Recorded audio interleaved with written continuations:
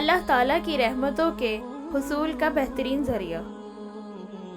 حضرت ابو طلحہ انصاری رضی اللہ عنہ سے روایت ہے کہ رسول اللہ صلی اللہ علیہ وآلہ وسلم ایک دن تشریف لائے اور آپ صلی اللہ علیہ وآلہ وسلم کے چہرہ انور پر خوشی اور بشاشت کے آثار نمایاں تھے۔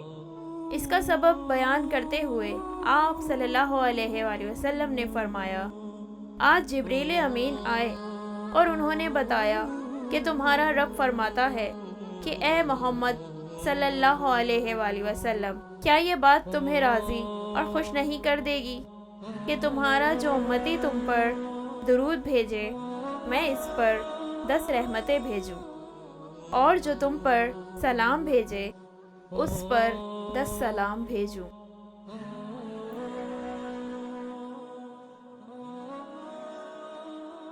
دین اسلام کی سنہری باتیں سننے کے لیے ہمارا چینل سبسکرائب کریں۔